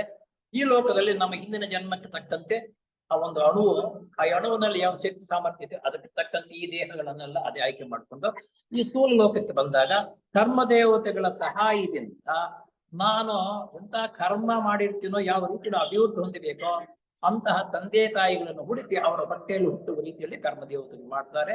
ಅಲ್ಲಿಗೆ ನಮ್ಮ ಮೂಗು ಅಂತಕ್ಕಂಥದ್ದು ವಂಶ ಪರಾವರಿಯಿಂದ ಬಂದಿರತಕ್ಕಂಥದ್ದು ಮೂಗು. ಈ ವಾಸನೆ ನೋಡಬೇಕು ಅಂತಕ್ಕಂಥ ಆಸೆ ಯಾರಿಗೆ ಆತ್ಮನಿಗೆ ಉಂಟಾದಾಗ ಇದ್ರ ಮುಖಾಂತರ ನೋಡ್ತಾನೆ. ಅದಕ್ಕಾಗಿ ಜ್ಞಾನೇಂದ್ರಿಯವು ಉಂಟಾಯಿತು. ಹೀಗೆ 5 ಪಂಚೇಂದ್ರಿಯಗಳ ಮುಖಾಂತರ ಯಾವ್ಯಾವ್ದ್ರಲ್ಲಿ ನೋಡ್ಬೇಕು ಅಂತಕ್ಕಂಥದ್ದು ಆಸೆ ಆತ್ಮನಿಗಾದಾಗ ಅದರ ಮುಖಾಂತರ ನೋಡ್ತಾನೆ. ಆತ್ಮನು ಯೋಚಿಸಲು ಇಚ್ಛಿಸಿದ ಸಂಕಲ್ಪದ ಪ್ರಕಾರ ಎಲ್ಲವನ್ನು ಪರೀಕ್ಷಿಸಬಲ್ಲ ಮನಸ್ಸೆಂಬ ದಿವ್ಯ ಚಕ್ಷಸ್ಸು ಉಂಟಾಯಿತು. ಇವುಗಳೆಲ್ಲವನ್ನು ನೋಡಬೇಕು, ಪರೀಕ್ಷೆ ಮಾಡ್ಬೇಕು ಅಂತಕ್ಕಂಥದನ್ನ ಮನಸ್ಸಿನ ಸಂಕಲ್ಪದಿಂದ ನೋಡ್ಬೋದು. ಮನಸ್ಸು ಮಾಡಿದ್ರೆ ನಾನು ನೋಡ್ಲೇಬೇಕಪ್ಪ ಅದಂತ ಮನಸ್ಸು ಮಾಡ್ಬೇಕು ಮೊದಲು, ಅವಾಗ ನೋಡ್ತೀನಿ. ಆ ಮನಸ್ಸು ಮಾಡದೆ ಹೋದ್ರೆ ಮಾಡ. ನಾನು ಯಾವ್ದಾದ್ರು ಒಂದು ಭಾಷಣವೋ ಒಂದು ವಿಷಯವನ್ನ ಕೇಳಿಸ್ಕೋಬೇಕಂದಾಗ ಅದು ಯಾವುದೋ ಮನಸ್ಸು ಮಾಡುತ್ತೆ, ಕಿವಿಗಳ ಮುಖಾಂತರ ಅದು ಮಾಡ್ತೀವಿ. ಆ ಕಿವಿಗಳ ಮುಖಾಂತರ ನಾವು ಅದನ್ನ ಕೇಳಿಸ್ಕೋಬೇಕಾದ್ರೆ ನಮ್ಮ ಮನಸ್ಸು ಅದರ ಕಡೆ ಗಮನ ಕೊಡಬೇಕು. ಯಾವ್ದಾದ್ರು ಪಾಠ ಓದ್ತಾ ಇದ್ರೆ ಮಕ್ಕಳು, ನಿನ್ನ ಮನಸ್ಸಿಟ್ಟು ಓದಲ್ವಾ, ಅದಕ್ಕೆ ನೀನ್ ಬರಲ್ಲನಲ್ವಾ, ಮನಸ್ಸು ಅದರ ಕಡೆ ಹೋಗ್ಬೇಕು. ಮನಸ್ಸೆಂಬ ಸ್ವರ್ಗದ ಕಣ್ಣಿನಿಂದ ಆತ್ಮನು ಎಲ್ಲವನ್ನು ನೋಡಿ ಆನಂದಿಸುತ್ತಾನೆ. ಮನಸ್ಸು ಅಂತಕ್ಕಂಥದ್ದು ಆನಂದದ ಕಣ್ಣು, ಸ್ವರ್ಗದ ಆನಂದದ ಕಣ್ಣು, ಇದರಿಂದ ನೋಡ್ತಾನೆ. ನೋಡು, ಒಂದಕ್ಕೊಂದು ಯಾವ ರೀತಿ ಲಿಂಕ್ ಇದೆ. ಈ ರೀತಿ ಲಿಂಕ್ ಇರತಕ್ಕಂಥದ್ದು ಇದೆ ಅನ್ನೋದು ನಮ್ಮ ಅನೇಕರಿಗೂ ಗೊತ್ತಿಲ್ಲ. ನಾವು ಈಗ ಆತ್ಮನು ಸಹಜವಾಗಿಯೂ ಅರಿವಿನ ಸ್ವರೂಪನು ಎಂದು ತಿಳಿದಂತಾಯಿತು. ಆತ್ಮನು ಸಹಜವಾಗಿ ಅರಿವಿನ ಸ್ವರೂಪ, ಆತ್ಮ ಸಹಜವಾಗಿ ಅರಿವಿನ ಸ್ವರೂಪ, ಅರಿವು ತಿಳ್ಕೊಳ್ಳೋದಕ್ಕೆ ಆತನೇ ಮುಖ್ಯ ಕಾರಣ. ಈತ ಮೂಲ ಸ್ಥಾನವು ಆದಿಲೋಕ. ಈತನ ಮೂಲ ಸ್ಥಾನ ಆದಿಲೋಕ. ಯಾವುದು ಆದಿಲೋಕ? ಶಿವನಿರ್ತಕ್ಕಂಥ ಮೂಲ ಅದೇ ಎಲ್ಲದಕ್ಕೂ. ಅಲ್ಲಿಂದ ಬೇರೆ ಬೇರೆ ವಿಭಾಗಗಳಾಗಿ ಬರ್ತಕ್ಕಂಥದ್ದು. ಇದಕ್ಕೆ ಆದಿಲೋಕ ಮೂಲ ಇದೇ ಆದಿಲೋಕ. ಆದರೆ ಆತನು ವಾಸಿಸುವುದು ಅನುಪಾದಕ ಲೋಕದಲ್ಲಿ. ಪೂರ್ತಿ ಇರ್ತಕ್ಕಂಥದ್ದೆಲ್ಲ ಆದಿಲೋಕದಲ್ಲಿ, ಆದ್ರೆ ವಾಸ ಮಾಡ್ತಕ್ಕಂಥದ್ದು ಅನುಪಾದಕ ಲೋಕದಲ್ಲಿ. ಇದನ್ನೇ ನಮ್ಮ ಪುರಾಣಗಳಲ್ಲಿ ವಿಷ್ಣು ಲೋಕವೆಂದು ಹೇಳಿದೆ. ಈ ಆತ್ಮನು ಕೆಳಗಿನ ಆಕಾಶ ತತ್ವದ ಆತ್ಮ, ವಾಯು ತತ್ವದ ಬುದ್ಧಿ ಮತ್ತು ತೇಜಸ್ಸ ತತ್ವದ ಅರೂಪ ಲೋಕ ಮನಸ್ಸು ಈ ಮೂರು ರೂಪಗಳಲ್ಲಿ ವ್ಯಕ್ತವಾಗಿದ್ದಾನೆ. ಈಗ ಅದನ್ನ ನೋಡು, ಮೂಲ ಇರ್ತಕ್ಕಂಥ ಆದಿಲೋಕದಲ್ಲಿ, ನಂತರ ವಾಸ ಮಾಡ್ತಕ್ಕಂಥ ವ್ಯವಸ್ಥೆ ಮಾಡ್ತಕ್ಕಂಥ ಅನುಪಾದಕ ಲೋಕದಲ್ಲಿ, ನಂತರ ಒಂದೊಂದೊಂದೊಂದಾಗಿ ಈ ರೀತಿ ಬರ್ತಾನೆ. ಯಾವುದು ನೋಡು, ನಮ್ಮ ಪುರಾಣಗಳಲ್ಲಿ ವಿಷ್ಣು ಲೋಕ ಅಂತ ಹೇಳ್ತಾರೆ. ಈ ಆತ್ಮನು ಕೆಳಗಿನ ಆಕಾಶ ತತ್ವ, ಕೆಳಗಿನ ಆಕಾಶ ತತ್ವ, ಇದು ಆಕಾಶ ತತ್ವ ನೋಡಿ, ಇಲ್ಲಿ ಆಕಾಶ ತತ್ವ, ಆತ್ಮಲೋಕ, ಆಕಾಶ ತತ್ವ. ಆತ್ಮ ವಾಯುತತ್ವದಿಂದ ಬುದ್ಧಿ, ವಾಯುತತ್ವದಿಂದ ಬುದ್ಧಿ ನೋಡಿ, ವಾಯುತತ್ವ ಇಲ್ಲಿಂದ ಬುದ್ಧಿ ಬರ್ತಕ್ಕಂಥದ್ದು ಬುದ್ಧಿ. ಮತ್ತು ತೇಜಸ್ಸು ತತ್ವದಿಂದ ಅರೂಪಲೋಕ, ತೇಜಸ್ಸು ತತ್ವದಿಂದ ಅರೂಪಲೋಕ, ಕೆಳಗಡೆ ರೂಪಲೋಕ, ಇದು ಅರೂಪಲೋಕ. ಇದು ತೇಜಸ್ಸು ತತ್ವದಿಂದ ಬರ್ತಕ್ಕಂಥದ್ದು ಅರೂಪಲೋಕದ ಮನಸ್ಸು. ಈ ಮೂರು ರೂಪದಲ್ಲಿ ವ್ಯಕ್ತವಾಗಿದ್ದಾನೆ ನಮ್ಮ ಮನಸ್ಸು ಅಂತಕ್ಕಂಥದ್ದು ಸಮೇತ ಈ ಮೂರರಲ್ಲಿನೂ ವ್ಯಕ್ತವಾಗಿದ್ದಾನೆ, ಮೂರರಲ್ಲಿ ಕಾಣಿಸ್ಕೊಳ್ಳುತ್ತಾನೆ. ವ್ಯಕ್ತವಾಗುತ್ತಾನೆ ಅಂತಂದ್ರೆ ಕಾಣಿಸ್ಕೊಳ್ಳುವುದು. ಈ ಮೂರು ಅಣುಗಳನ್ನು ಸಂಬಂಧಿಸಿರುವ ದಾರವು ಚಿದಂಶವುಳ್ಳ ಅನುಪಾದಕ ತತ್ವದಿಂದ ಮಾಡಲ್ಪಟ್ಟಿದೆ. ಅನುಪಾದಕ ತತ್ವ, ಅನುಪಾದಕ ತತ್ವ, ಅನುಪಾದಕ ತತ್ವದಿಂದ ಇದನ್ನ ಈ ಮೂರು ಮಾಡಲ್ಪಟ್ಟಿದೆ. ಇದಕ್ಕೇನಂತಾರೆ ಅಂತಂದ್ರೆ, ಈ ಮೂರು ರೂಪದಲ್ಲಿ ವ್ಯಕ್ತವಾಗಿದ್ದಾನೆ. ಈ ಮೂರು ಅಣುಗಳನ್ನು ಸಂಧಿಸಿರುವ ದಾರವು ಚಿದಂಬ, ಈ ಮೂರು ಒಂದರಲ್ಲಿ ಒಂದು ನೋಡಿ, ಇದು ಈ ರೀತಿ ಬರ್ತಾ ಇದೆಯಲ್ಲ, ಇದು ಇದಕ್ಕೆ ದಾರ ಅಂತ. ಈ ದಾರವು ಚಿದಂಶವುಳ್ಳ ಅನುಪಾದಕ ತತ್ವದಿಂದ ಮಾಡಲ್ಪಟ್ಟಿದೆ. ಕೆಳಗಿನ ತ್ರಿಪುಟಿಯಾದ ರೂಪ ಮನಸ್ಸು ಕಾಮ ಮತ್ತು ಸ್ಥೂಲ ಲೋಕಗಳಲ್ಲಿ ವ್ಯಕ್ತವಾಗಿ ಇರುವ ದೇಹಾತ್ಮವನ್ನು ಸಂಬಂಧಿಸಿರುವ ದಾರವು ಕೂಡ ಬುದ್ಧಿ ತತ್ವದಿಂದ ಮಾಡಲ್ಪಟ್ಟಿತ್ತು. ಈ ಕೆಳಗಡೆ ಇರ್ತಕ್ಕಂಥದ್ದು ಬುದ್ಧಿ ತತ್ವ ಇದೆಯಲ್ಲ, ಬುದ್ಧಿ ತತ್ವದಿಂದ ಮಾಡಲ್ಪಟ್ಟಿರ್ತಕ್ಕಂಥದ್ದು ಇದ್ದಾರೆ. ಈ ಮುಖ್ಯಾಂಶವನ್ನು ಮರೆಯಕೂಡದು. ಏಕೆಂದರೆ ಮೇಲಿನ ತ್ರಿಪುಟಿ ಕೆಳಗಿನ ತ್ರಿಪುಟಿ ಎರಡನ್ನು ಕೋಣಿಸಿರುವ ದಾರವು ಅರಿವಿಗೆ ವಾಹಿನಿಗಳು. ಅರಿವಿಗೆ ತಿಳ್ಕೊಳ್ಳುವುದಕ್ಕೆ ಎರಡು ವಾಹನಗಳಾಗಿರುತ್ತವೆ. ವಿದ್ಯುತ್ ಶಕ್ತಿಯು ತಾಮ್ರ ಮೊದಲಾದ ಲೋಹದಿಂದ ಮಾಡಿದ ತಂತಿಯ ಮೂಲಕ ಸುಲಭವಾಗಿ ಹಾಯಬಲ್ಲದು. ಇದು ಯಾಕಪ್ಪ ಅಂತಂದ್ರೆ, ನಮ್ಮ ಕರೆಂಟ್ ಸುಲಭವಾಗಿ ಹರಿಯೋದಂತಂದ್ರೆ ವಿದ್ಯುತ್ ತಂತಿ, ತಾಮ್ರದ ತಂತಿ ಅಥವಾ ಅಲ್ಯೂಮಿನಿಯಂ ತಂತಿಗಳು. ಅಲ್ಯೂಮಿನಿಯಂ ತಂತಿಗಿಂತ ತಾಮ್ರದ ತಂತಿ ಅಂದ್ರೆ ಬೇಗ ರಭಸವಾಗಿ ಚೆನ್ನಾಗಿ ಸಂಚಾರ ಆಗುತ್ತೆ. ಹಾಗೆ ನಮ್ಮ ಈ ಶಕ್ತಿ, ಪ್ರಾಣಶಕ್ತಿಯು ಬರಬೇಕಾದರೆ ಆದರೆ ಗಾಜಿನ ಮೂಲಕ ಸಹಾಯ ಮಾಡುವುದಿಲ್ಲ. ಹೀಗೆ ಆತ್ಮದ ಅರಿವು ಮೇಲಿನ ಲೋಕಗಳಲ್ಲಿ ಚಿದಂಬಸವು ವ್ಯಕ್ತವಾಗುವ ಅನುಪಾದಕ ತತ್ವ ದಾರದ ಮೂಲಕವೂ ಅನುಪಾದಕ ತತ್ವದ ದಾರದ ಮುಖಾಂತರವು ಕೆಳಗಿನ ಲೋಕಗಳಲ್ಲಿ ಚಿದಂಬಸ ಪ್ರತಿಬಿಂಬವಾದ ಬುದ್ಧಿ ತತ್ವದಿಂದಲೂ ಮಾಡಲ್ಪಟ್ಟಿದೆ. ಬುದ್ಧಿ ತತ್ವ, ಅನುಪಾದಕ ತತ್ವ, ಬುದ್ಧಿ ತತ್ವ ಎರಡರಿಂದ ಮಾಡಲ್ಪಟ್ಟಿದೆ. ದಾರದ ಮೂಲಕವು ಮಾತ್ರ ವ್ಯಕ್ತವಾಗಬಲ್ಲದು. ಆ ಶಕ್ತಿ ಸಾಮರ್ಥ್ಯ ಆ ದಾರದ ಮುಖಾಂತರ ಬರುತ್ತದೆ. ಈ ಕೆಳಗಿನ ತ್ರಿಪುಟಿಯನ್ನು ಸಂಬಂಧಿಸಿರುವ ಬುದ್ಧಿ ತತ್ವದ ದಾರಕ್ಕೆ ಸೂತ್ರಾತ್ಮ ಎಂದು ಹೆಸರು. ಬುದ್ಧಿ ತತ್ವದ ಆಧಾರಕ್ಕೆ ಸೂತ್ರಾತ್ಮ ಎಂದು ಹೆಸರು. ಸೂತ್ರಾತ್ಮವೆಂದರೆ ಅರಿವಿನಿಂದ ಕೂಡಿದ ದಾರ. ಸೂತ್ರಾತ್ಮ ಅಂತಂದ್ರೆ ಅರಿವಿನಿಂದ ಕೂಡಿರತಕ್ಕಂತಹ ದಾರ ಎಂದು ಅರ್ಥ. ಇದು ಬುದ್ಧಿಲೋಕದಿಂದ ಹೊರಟು ರೂಪಲೋಕಕ್ಕೆ ಇಳಿದು ರೂಪಲೋಕದ ಜೀವಾಣುವಿನ ಮೂಲಕ ರೂಪದೇಹವನ್ನೆಲ್ಲ ಸೂಕ್ಷ್ಮವಾದ ಬಲೆ ರೂಪದಲ್ಲಿ ವ್ಯಾಪಿಸಿರುತ್ತದೆ. ನೋಡಿ, ಈ ಸೂಕ್ಷ್ಮವಾಗಿರ್ತಕ್ಕಂಥದ್ದು ಬಂದು ಸೂಕ್ಷ್ಮವಾಗಿರ್ತಕ್ಕಂಥ ಬಲೆ ಅಂದ್ರೆ ನಾವು ನೆಟ್ಟು ಮೀನು ಹಿಡಿತಕ್ಕಂಥದ್ದಕ್ಕೂ ಅಥವಾ ನಾವು ಸೊಳ್ಳೆ ಪರದಕ್ಕೆ ಹಾಕೊಂಡಿರ್ತಕ್ಕಂಥದ್ದು ಆ ರೀತಿ ಇರುತ್ತದೆ. ಅನಂತರ ಕಾಮಲೋಕಕ್ಕೆ ಇಳಿದು ಆ ದಾರ ಇದೆಯಲ್ಲ ನಿಟ್ಟು ಕಾಮಲೋಕಕ್ಕೆ ಇಳಿದು ಕಾಮದೇಹ ಭಾಗವೆಲ್ಲ ವ್ಯಾಪಿಸುತ್ತದೆ. ಅನಂತರ ಇದೇ ದಾರವು ಸ್ಥೂಲ ಲೋಕಕ್ಕೆ ಇಳಿದು ಆ ನಂತರ ಸ್ಥೂಲ ಲೋಕಕ್ಕೂ ಬಂದು ಸ್ಥೂಲ ದೇಹದ ನರಮಂಡಲವನ್ನೆಲ್ಲ ವ್ಯಾಪಿಸಿರುತ್ತದೆ.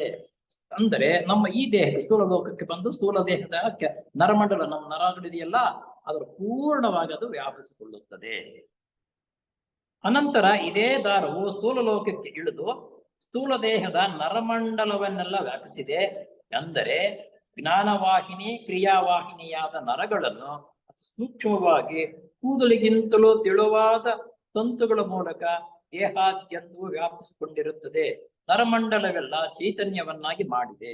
ಇಲ್ಲಿ ಜ್ಞಾನವಾಹಿನಿ ಮತ್ತೊಂದು ಕ್ರಿಯಾವಾಹಿನಿ. ಆ ರೀತಿ ಸಣ್ಣ ಸಣ್ಣದಾಗಿರ್ತಕ್ಕಂಥ ಜ್ಞಾನವಾಹಿನಿ ಅಂತಂದ್ರೆ ನಮ್ಮ ದೇಹದಲ್ಲಿ ಏನಾದ್ರೂ ನೋವು ನಲಿವಾದ್ರೆ ತಕ್ಷಣ ಆ ನರಗಳು ಆ ಬಲೆ ಏನಾದ್ರೂ ಮುಖಾಂತರ ಮೆದುಳು ಹೋಗುತ್ತೆ. ಇಂಥ ಕಡೆ ನಮ್ಗೆ ನೋವಾಗ್ತಾ ಇದೆ ಹೀಗೆ ಅಂತಕ್ಕಂಥದ್ದು ಜ್ಞಾನವಾಹಿನಿಯಿಂದ ಅದು ಬರುತ್ತೆ. ಆಮೇಲೆ ಇನ್ನೊಂದು ಯಾವುದು ಕ್ರಿಯಾವಾಹಿನಿ ಆ ಕೆಲಸ ತೋರಿಸುತ್ತೆ. ಕ್ರಿಯಾವಾಹಿನಿ ಏನ್ ಮಾಡ್ಬೇಕು ಅದು ಎಲ್ಲೋ ಅದೇನ ಏಟ್ ಆಗಿದೆಯಾ ಅದಕ್ಕೆ ಮುಳ್ಳು ಕುಚ್ಕೊಂಡಿದ್ಯಾ ಅದನ್ನ ತೆಗಿ ಅಂತಕ್ಕಂಥದ್ದು ಆ ಕ್ರಿಯೆ ಆ ಕೆಲಸ ಮಾಡಿಸುತ್ತದೆ. ವ್ಯಾಪಿಸಿಕೊಂಡು ನರಮಂಡಲವೆಲ್ಲ ಚೈತನ್ಯವನ್ನಾಗಿ ಮಾಡಿದೆ. ಆದುದರಿಂದಲೇ ನಮ್ಮ ಕಣ್ಣಿಗೆ ಮರೆಯಾಗಿ ನಮ್ಮ ಬೆನ್ನಿನ ಮೇಲೆ ಹತ್ತಿರುವ ಇರುವೆಯ ಸುಳುವು ಕೂಡ ಈ ಸೂತ್ರಾತ್ಮದ ಪ್ರಭಾವದಿಂದ ನಮಗೆ ಗೋಚರವಾಗುತ್ತದೆ. ಹಾಗೆ ಜ್ಞಾನವಾಹಿನಿ ಇವೆಲ್ಲ ಕಂಪ್ಲೀಟ್ ಎಲ್ಲಾ ಕಡೆ ದೇಹದಲ್ಲಿ ಇರುವುದರಿಂದ ನಮ್ಮ ಬೆನ್ನಿನ ಮೇಲೆ ಇರುವೆ ಓಡಾಡ್ತಾ ಇದ್ರು ಸಮೇತ ನಮಗೆ ಗೋಚರವಾಗುವುದು. ಆ ರೀತಿ ನಮ್ಮ ದೇಹವು ಇರುವುದರಿಂದ ನಮಗೆ ಗೋಚರವಾಗ್ತಾ ಇದೆ. ಡಾಕ್ಟರ್ ಬೆಸೆಂಟ್ ರವರು ಗ್ರಂಥದಲ್ಲಿ ಈ ಬಲೆ ವರ್ಣನೆಯನ್ನು ಈ ರೀತಿ ಹೇಳಿದ್ದಾರೆ. ಚೈತನ್ಯವಾಹಿನಿಯಾದ ಈ ಅದ್ಭುತವಾದ ಬಲೆಯು ಬುದ್ಧಿ ತತ್ವದಿಂದ ಮಾಡಲ್ಪಟ್ಟಿದೆ. ಈ ಬಲೆ ಅಂತಕ್ಕಂಥದ್ದು ಇದೆಯಲ್ಲ ಅದಕ್ಕೆ ಮೆಟೀರಿಯಲ್ ಏನಪ್ಪ ಅಂದ್ರೆ ಬುದ್ಧಿ ತತ್ವ. ಇವಾಗ ದಾರ ಮಾಡಬೇಕಾದ್ರೆ ನಮಗೆ ಮೆಟೀರಿಯಲ್ ಏನೋ ಹತ್ತಿ ಅಥವಾ ರೇಷ್ಮೆ ಗೋಡು. ಹಾಗೆ ಅದನ್ನು ಮಾಡಬೇಕಾದ್ರೆ ಬುದ್ಧಿ ತತ್ವದಿಂದ ಮಾಡಿದೆ ಅಂತಕ್ಕಂಥದ್ದನ್ನ ಅನಿಬೆಸೆಂಟ್ ಅವರು ಹೇಳ್ತಾರೆ. ನಮ್ಮ ದೇಹಗಳೆಲ್ಲ ಅಂದ್ರೆ ರೂಪ, ಕಾಮ, ಸ್ಥೂಲ ದೇಹಗಳು ಆಧಾರವಾಗಿ ಇವುಗಳನ್ನೆಲ್ಲ ಸಜೀವವನ್ನಾಗಿ ಮಾಡಲು ಸಹಾಯವಾಗಿದೆ.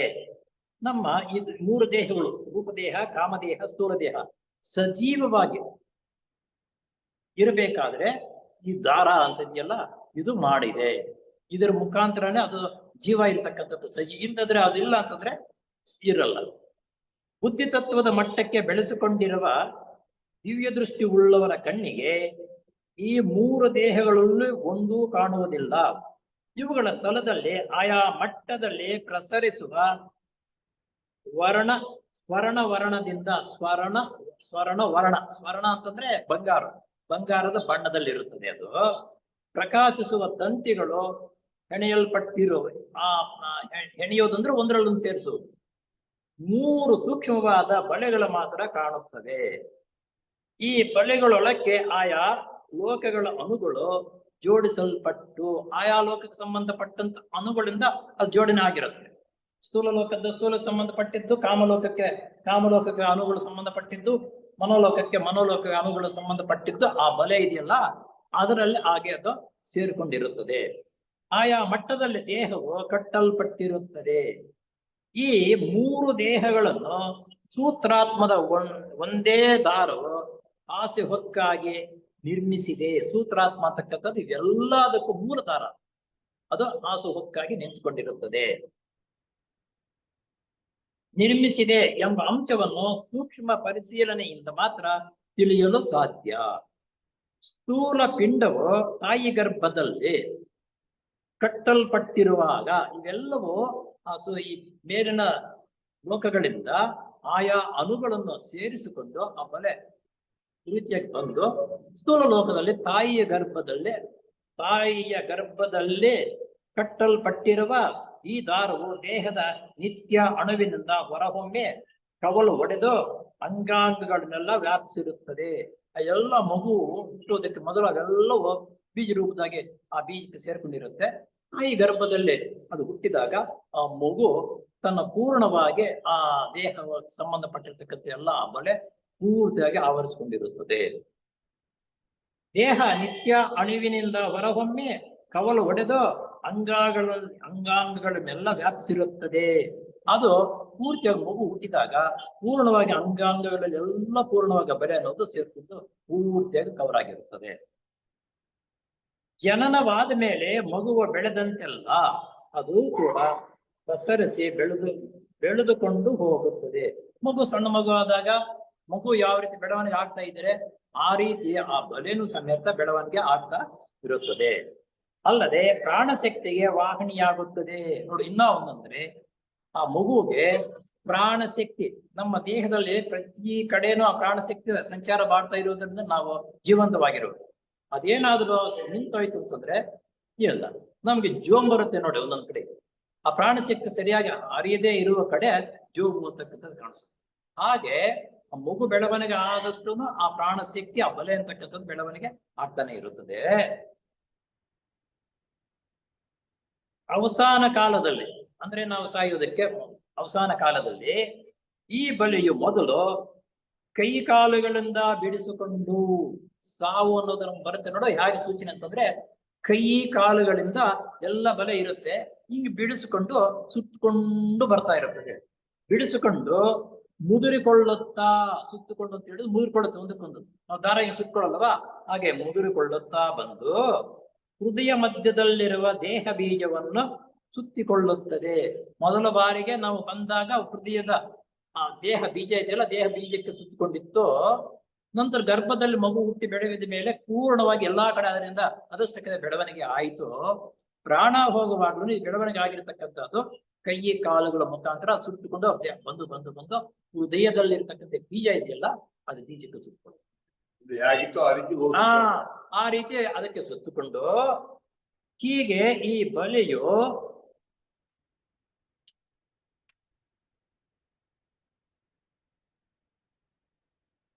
ಸರಿಯುತ್ತಾ ಬಂದಂತೆಲ್ಲ ಅಂಗಾಂಗಗಳು ತನ್ನವಾಗುತ್ತವೆ. ಈ ಸಾವು ಹೆಂಗೈತಿ ಬರುತ್ತೆ ನಮ್ಗೆಲ್ಲರಿಗೂ ಪರಿಚಯವಾಗಿದೆ, ಗೊತ್ತಾಗಿದೆ. ಆ ಪೂರ್ಣವಾಗಿ ಇಳ್ಕೊಂಡು ಬಂದಾಗ ಈ ಆ ಬಳೆ ಅಂತಕ್ಕಂಥ ಇರುವಾಗ ಬಿಸಿಯಾಗಿರುತ್ತೆ. ಅದು ಮುದುರ್ಕೊಂಡು ಬಂದಾಗ ಆ ಐಟಮ್ಗಳೆಲ್ಲ ತಣ್ಣಗಾಗ್ತವೆ. ಕೈ ಮುಟ್ತಾರೆ, ಕಾಲು ಮುಟ್ತಾರೆ, ತಣ್ಣಗಾಗ್ಬಿಟ್ಟಿದೆ ಅಂತಂದ್ರೆ ಆಗಲ್ತಪ್ಪ, ಇನ್ನ ಇರಲ್ಲಪ್ಪ, ಆಗ್ತಾ ಬಂದಿದೆಯಪ್ಪ, ತಣ್ಣಗಾಗ್ತಾ ಬರುತ್ತದೆ. ಅಂಗಾಂಗಗಳು ತನ್ನವಾಗುತ್ತವೆ. ಪ್ರಾಣಶಕ್ತಿಯ ನೇರಳೆ ಹಣ್ಣಿನ ಬಣ್ಣದ ವೈಲೆಟ್, ನೇರಳೆ ಬಣ್ಣ ಅಂತಂದ್ರೆ ಇಂಗ್ಲಿಷ್ ಅದಕ್ಕೆ ವೈಲೆಟ್ ಅಂತಾರೆ. ಜ್ವಾಲೆಯು ಹೃದಯ ಮಧ್ಯದ ದೇಹ ಬೀಜದ ಸುತ್ತಲೂ ಆವರಿಸುತ್ತದೆ. ದೇಹ ಬೀಜ ಅಂತಕ್ಕಂಥದ್ದು ನಮ್ಮ ಆ ಬೀಜದಲ್ಲಿ ನಮ್ಮ ಜೀವನವು ವ್ಯವಸ್ಥೆ ಯಾವ ರೀತಿ ಇರಬೇಕಂತಕ್ಕಂಥ ಆ ದೇಹದ ಬೀಜ, ಹೃದಯದ ಹತ್ರ ಬೀಜ ಇರುತ್ತೆ. ಆ ಬೀಜದಲ್ಲಿ ಪೂರ್ಣವಾಗಿ ನಮ್ಮ ಬೆಳವಣಿಗೆ ಯಾವ ರೀತಿ ಇರಬೇಕೇನು ಮಾಡಬೇಕಿರುತ್ತೆ, ಪೂರ್ಣ ಸುತ್ತಕೊಂಡು ಆ ದೇಹದ ಬೀಜ ಇದೆಯಲ್ಲ, ಆ ಬೀಜಕ್ಕೆ ಸುತ್ತಕೊಳ್ಳುತ್ತೆ. ಪೂರ್ಣವಾಗಿ ಬಂದು ಆ ದೇಹದ ಆ ಬೀಜಕ್ಕೆ ಸುತ್ತುಕೊಂಡು ಚಿನ್ನದ ಬಣ್ಣದ ಬಳೆಯಿಂದ ಆವೃತವಾದ ದೇಹ ಬೀಜವು ಅದರ ಜ್ವಾಲೆಯು ಹೃದಯದಿಂದ ಬ್ರಹ್ಮರಂಧ್ರದವರೆಗೆ ನೇರವಾದ ಸಂಬಂಧವನ್ನು ಕಲ್ಪಿಸಿರುವ ದ್ವಿತೀಯ ಸುಷುಮ್ನಾಡಿಯ ಮೂಲಕ ಹತ್ತಿ ಹೋಗುತ್ತಾ ಇರುವಾಗ ಕಣ್ಣುಗಳು ವಿರೂಪಗೊಳ್ಳುತ್ತವೆ. ಆ ಸುಷುಮ್ನ ಅಂತಕ್ಕಂಥದ್ದು ಇದು ನಮ್ಗೆ ಗೊತ್ತಿರಬಹುದು. ಆ ನಾಡಿಯ ಮುಖಾಂತರ ಆ ಜೀವ ಇರತಕ್ಕಂಥ ಬೀಜ ಇದೆಯಲ್ಲ, ಅದು ಬಲೆ ಎಲ್ಲ ಸುತ್ತಕೊಂಡು ಅದ್ರ ಮುಖಾಂತರವಾಗಿ ಬ್ರಹ್ಮರಂಧ್ರದ ಮುಖಾಂತರ ಇದ್ರ ಮುಖಾಂತರ ಪ್ರಾಣ ಅದು ಹೊರಟೋದು. ಯಾವುದು ಆ ಆತ್ಮ ಅಂತಕ್ಕಂಥದ್ದು ಹಂಗೆ ಬ್ರಹ್ಮರಂಧ್ರದ ಮುಖಾಂತರ ಹಿಂಗೆ ಹೊರಟೋದು. ಬರುವಾಗ ಆ ಬೀಜವನ್ನು ಆಯ್ಕೆ ಮಾಡಿಕೊಂಡು ಆ ಲೋಕಗಳಲ್ಲಿ ಅದು ಸಂಬಂಧಪಟ್ಟತಕ್ಕಂಥ ಅಣುಗಳನ್ನ ಒಂದೊಂದೊಂದೊಂದು ಸೇರ್ಕೊಂಡು ಬಂದು ಸ್ಥೂಲ ಲೋಕಕ್ಕೆ ಬಂದು, ಸ್ಥೂಲ ಲೋಕಕ್ಕೆ ಸಂಬಂಧಪಟ್ಟಿರ್ತಕ್ಕಂಥ ಅಂದ್ರೆ ನಮ್ಮ ಕರ್ಮಕ್ಕೆ ತಕ್ಕಂತೆ ತಂದೆ ತಾಯಿಗಳ ಹೊಟ್ಟೆಯಲ್ಲಿ ಬೆಳೆದು ಆ ಸೂಕ್ಷ್ಮ ಬಲೆಯಾಗಿರ್ತಕ್ಕಂಥದ್ದು ಹುಟ್ಟಿದ ಮೇಲೆ ತಾನು ಬೆಳವಣಿಗೆ ಹೆಂಗಾಗುತ್ತೆ ಅದೇ ರೀತಿಯಲ್ಲ ಸೂಕ್ಷ್ಮ ಬಲೆ ದೇಹದ ಮುಖಾಂತರ ಪೂರ್ಣವಾಗಿರುತ್ತೆ. ಪೂರ್ಣವಾಗಿರ್ತಕ್ಕಂಥ ಬಲೆ ನಂತರ ನಾವು ಸಾವು ಅಂತಕ್ಕಂಥದ್ದು ಸಮೀಪ ಬಂದಾಗ ನಮ್ಮ ಮೊದಲು ಕಾಲು ಕೈಗಳ ಮುಖಾಂತರ ಆ ಸುತ್ತಕೊಂಡು ಬಂದು ಯಾವ ರೀತಿ ಸುತ್ತಕೊಂಡು ಬರ್ತಾ ಇದ್ರೆ ಅಷ್ಟೊತ್ತಿಗೆ ಎಲ್ಲ ಕೈ ಕಾಲುಗಳನ್ನ ತಣ್ಣಗಾಗಿ ಅದು ಪೂರ್ಣವಾಗಿ ನಮ್ಮ ದೇಹದ, ನಮ್ಮ ಹೃದಯದ ಮಧ್ಯದಲ್ಲಿ ನಮ್ಮ ಆತ್ಮದ ಬಿಂದು ಬೀಜ ಇರುತ್ತಲ್ಲ, ಅದಕ್ಕೆ ಪೂರ್ಣವಾಗಿ ಸುತ್ತಕೊಳ್ಳುತ್ತೆ. ಪೂರ್ಣವಾಗಿ ಸುತ್ತಕೊಂಡಿದ್ದ ಆದ್ಮೇಲೆ ನಮ್ಮ ಬ್ರಹ್ಮರಂಧ್ರದ ಮುಖಾಂತರ ಆ ಆತ್ಮ ಹೊರಟೋಗುತ್ತೆ. ಆವಾಗ ಹೋಯ್ತು ಬಾಡಿ, ಡೆಡ್ ಬಾಡಿ ಹೋಯ್ತು. ಕೊನೆಗೆ ದೇಹ ಬೀಜವು ಅದರ ಜ್ವಾಲೆಯು ತಲೆ ಪ್ರದೇಶವನ್ನು ದಾಟುತ್ತಲೇ ದೇಹವು ನಿಶ್ಚಿಂತವಾಗುತ್ತದೆ. ಹೊಟ್ಟಾಯ್ತು ಅಂತಂದ್ರೆ ದೇಹ ನಂತರ ಇಲ್ಲ, ಮುಗ್ದೋಯ್ತು, ಏನು ಇರಲ್ಲ, ನಿರ್ಜೀವ ಆಗೋಯ್ತು. ಹೀಗೆ ನೋಡು, ಪ್ರಾಣ ಬಲೆ ಹೂಡಿ ಆಗ್ತಕ್ಕಂಥದ್ದು ಬರ್ತಕ್ಕಂಥದ್ದು ನಂತರ ಯಾವ ರೀತಿ ನಮ್ಗೆ ಪ್ರಾಣ ಹೋಗುತ್ತೆ ಅಂತಕ್ಕಂಥದ್ದು ಇದು ಅನಿ ಬೇಸೆಂಟ್ ಹೇಳಿರ್ತಕ್ಕಂಥ ವಿಷಯ ಅಂತ ಹೇಳ್ತಾರೆ ನಮ್ಮ ರಾಜ್ಯ. ಈ ತೇಜೋಮಯವಾದ ಬಲೆಯನ್ನು ನಾರಾಯಣ ಸೂಕ್ತದ ಈ ಶ್ಲೋಕದ ವಿವರವಾಗಿ ವರ್ಣಿಸಿದ್ದಾರೆ. ಇದರ ಜಾಜಲ್ಯಮಾನವಾದ ಕಿರಣಗಳಂತಿರುವ ದಾರಗಳು ಕೆಳಕ್ಕೂ ಮೇಲಕ್ಕೂ ಹೇಗಿರುತ್ತೆ ಅಂತಂದ್ರೆ, ಕಿರಣಗಳಂತೆ ಇರ್ತಕ್ಕಂಥ ದಾರವು ಮೇಲಕ್ಕೂ ಕೆಳಕ್ಕೂ ಅಡ್ಡಲಾಗಿ ಎಲ್ಲಾ ದಿಕ್ಕುಗಳಲ್ಲಿಯೂ ನಿಬಿಡವಾಗಿ ಪ್ರಸರಿಸಿಕೊಂಡು ಆ ಅಂಗಾಂಗಗಳಿಂದ ತಲೆಯವರೆಗೂ ದೇಹವನ್ನು ಶಾಖವಾಗಿಟ್ಟಿರುತ್ತದೆ ಎಂಬುದು ಇದರ ಅರ್ಥ. ಅದು ಪೂರ್ಣವಾಗಿ ನಮ್ಮ ದೇಹವನ್ನು ಶಾಖವಾಗಿಟ್ಟಿರುವುದು ಆ ಬಳ್ಳೆನೆ.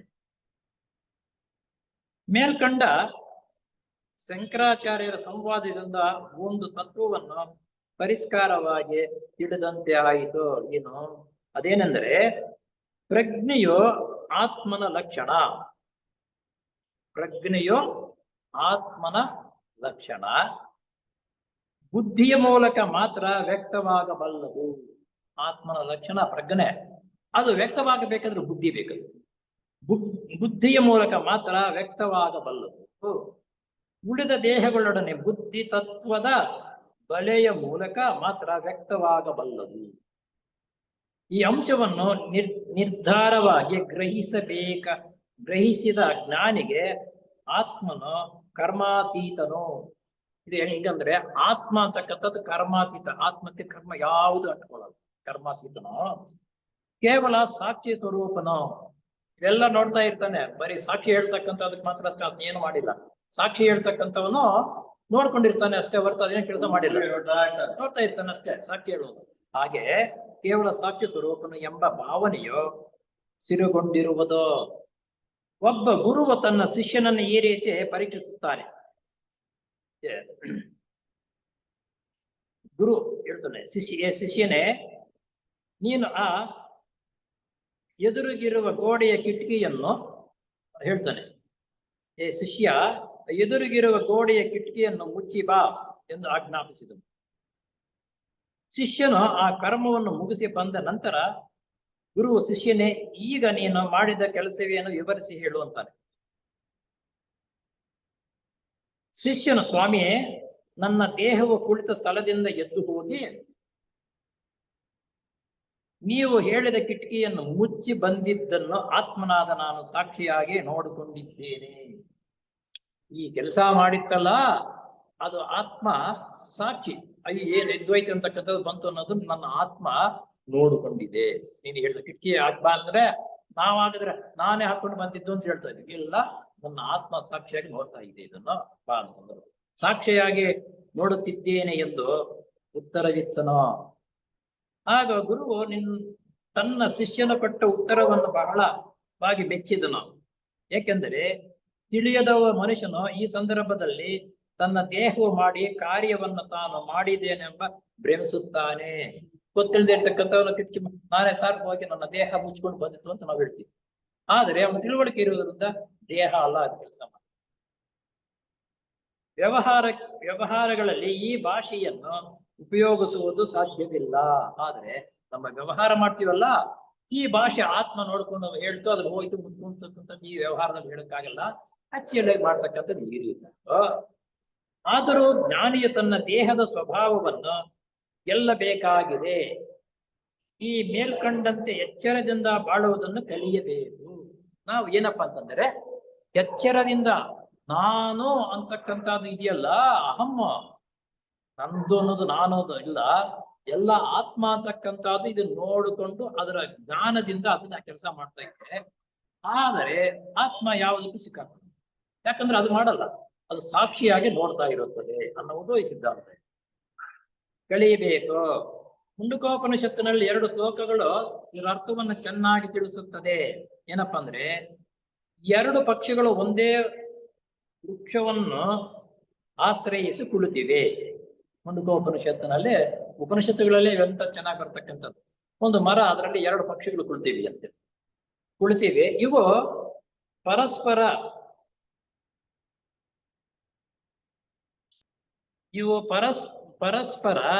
ಸಂಬಂಧವುಳ್ಳವು. ಆ ಪಕ್ಷಿಗೂ ಈ ಪಕ್ಷಿಗೂ ಸಂಬಂಧ ಇದೆ ಪರಸ್ಪರ. ಇವುಗಳಲ್ಲಿ ಒಂದು ಪಕ್ಷಿಯು ಹಣ್ಣುಗಳನ್ನು ತಿನ್ನುತ್ತದೆ, ಮತ್ತೊಂದು ಸಾಕ್ಷಿಯಾಗಿ ನೋಡುತ್ತಾ ಇದೆ. ಸಾಕ್ಷಿಭೂತ ನೋಡ್ತಾ ಇರುತ್ತದೆ. ತಿನ್ನುವ ಪಕ್ಷಿಯು ಹಣ್ಣುಗಳು ಪಕ್ವವಾಗಿ ಇದ್ದಾಗ ಸಂತೋಷ ಪಡುತ್ತಲೂ, ಅಪಕ್ವ ರೀತಿಯಲ್ಲಿ ಅಪ್ರಿಯವಾಗಿ ಕಂಡಾಗ ದುಃಖ ಪಡುತ್ತಲೂ ಇರುತ್ತದೆ. ಅದು ಅಲ್ಲ, ಚೆನ್ನಾಗಿ ರುಚಿಯಾಗಿದೆ ಅಂತ ಅನ್ನೋದು ಸಂತೋಷವಾಗಿ ತಿಂತಾ ಇರುತ್ತದೆ. ರುಚಿ ಇಲ್ಲ ಅಂತಂದ್ರೆ ದುಃಖದಿಂದ ನೋಡ್ತಾ ಇರ್ತೀವಿ. ಈ ನೋಡ್ತಾ ಇರುವುದು ಈ ದುಃಖ, ಈ ಸಂತೋಷ ಎಲ್ಲವೂ ಕೆಳಗಡೆ ಇರ್ತಕ್ಕಂಥದ್ದು ನೋಡ್ತಾ ಇದೆ. ಈ ಸುಖ ದುಃಖಾದಿ ಸ್ಪಂದಗಳಲ್ಲಿ ಮುಳುಗಿರುವ ಪಕ್ಷಿಯು ಮಹಿಮಾನ್ವಿತವಾದ ಸದಾ ಸಂತುಷ್ಟನಾಗಿರುವ ಪಕ್ಷಿಯನ್ನು ತಲೆ ಎತ್ತಿ ನೋಡಿದಾಗ ಅದರಂತೆ ತಾನೂ ಆಗಲು ಇಚ್ಛಿಸಿ, ಅದು ರುಚಿ ಮಾಡಿ ತಿಂತ ಇದೆಯಲ್ಲ ಅದರಂತೆ ನಾನು ಆಗಬೇಕು ಅಂತಕ್ಕಂಥ ಇಚ್ಛೆ ಅದಕ್ಕೆ ಬಂದು ದುಃಖದಿಂದ ಪಾರಾಗುತ್ತದೆ. ಈ ರೂಪದಲ್ಲಿ ಹಣ್ಣನ್ನು ತಿನ್ನದೆ ಸದಾ ಸಂತೃಷ್ಟನಾಗಿಯೋ ಸಾಕ್ಷಿಯಾಗಿಯೋ ನೋಡುತ್ತಾ ಇರುವ ಪಕ್ಷಿಯೇ ಅಂತರಾತ್ಮ. ಇದು ತಿಂತಾಯ್ತು ಮಾಡ್ತಾ ಇರ್ತಕ್ಕಂಥದ್ದನ್ನೆಲ್ಲವೂ ಇದೆಲ್ಲ ನೋಡ್ತಾ ಇರುವುದು ಯಾವುದೋ ಅಂತರಾತ್ಮ. ಈ ದೇಹಾತ್ಮ ಈ ಕೆಲಸ ಮಾಡ್ತಾ ಇರೋದು, ಇದನ್ನೆಲ್ಲ ನೋಡ್ತಾ ಇರೋದು ಅಂತರಾತ್ಮ.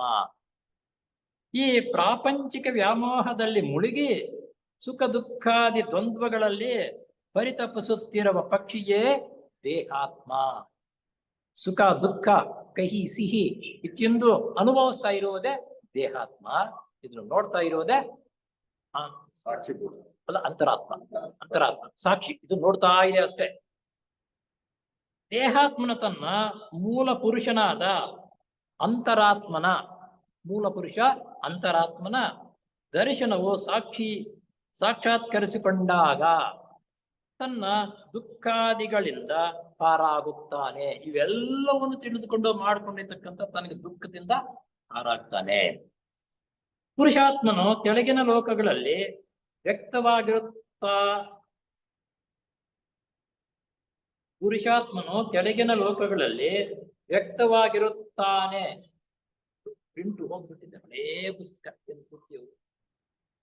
ಮತ್ತೊಂದು ಮುಖ್ಯಾಂಶವನ್ನು ಗಮನಿಸಬೇಕು. ಈ ಸ್ಥೂಲ ದೇಹದ